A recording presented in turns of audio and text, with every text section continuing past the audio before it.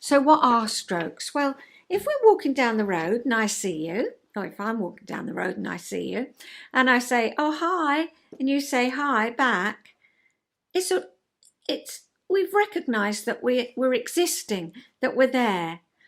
We might have just waved, we might not have talked, but the fact that we've acknowledged each other is we might have just smiled. It's a bit difficult now with masks. We're missing that, aren't we? What is that person doing? But yeah, that's a unit of recognition, and we all need that. We all need it to function. Without it, we really go downhill. We really do. There's been studies that have proved it.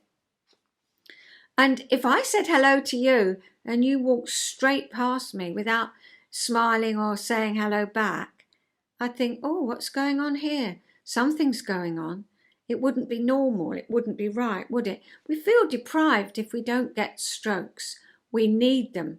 We absolutely need them. So researchers, interestingly, they've observed babies. It was in the 1940s they did it, reared in a children's home.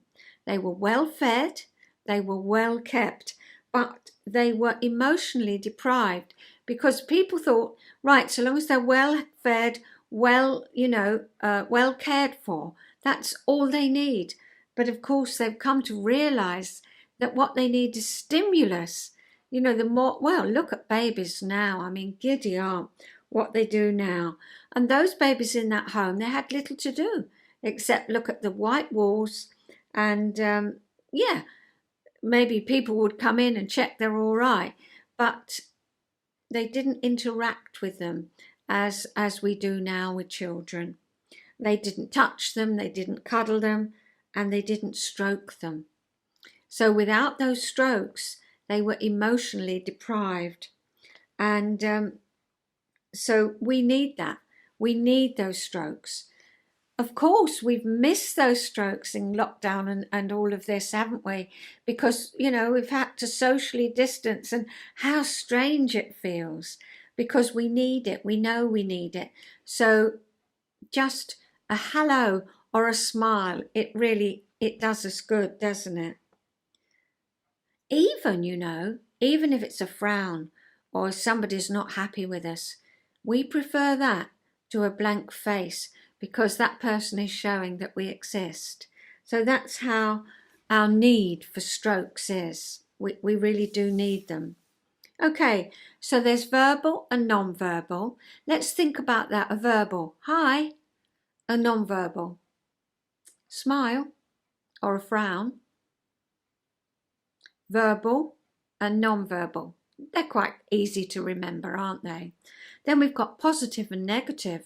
Well, the positive might be the smile. Hello. Oh, didn't expect to see you here. And a frown. That's a negative, isn't it? Against a positive. Oh, we've got conditional and unconditional. What might that be? Conditional and unconditional. Well, I'll tell you in a minute. Let's talk about the verbal and the non-verbal. Hello, through to a full range conversation. Or non-verbal, nod, shake of the head, a wave. Any transaction is an exchange of strokes. Verbal or non-verbal. Positive or negative.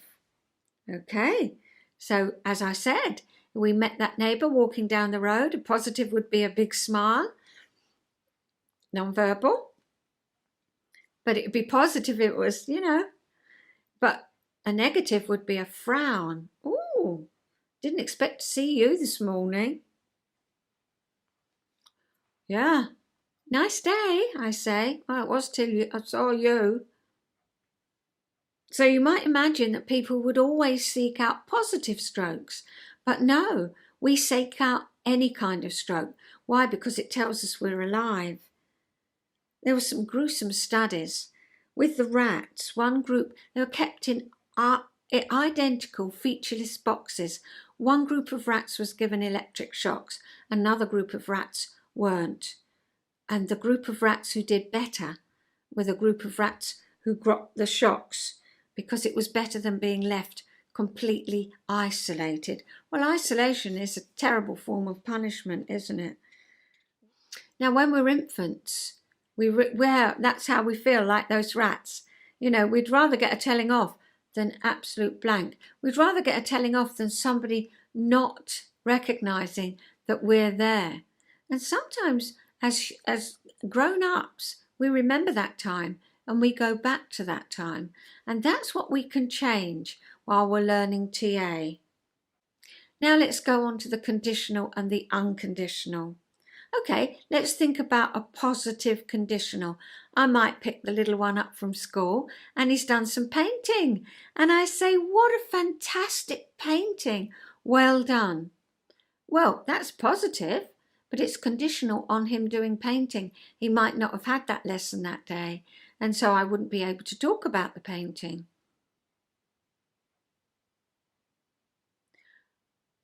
Unconditional, I don't like your socks.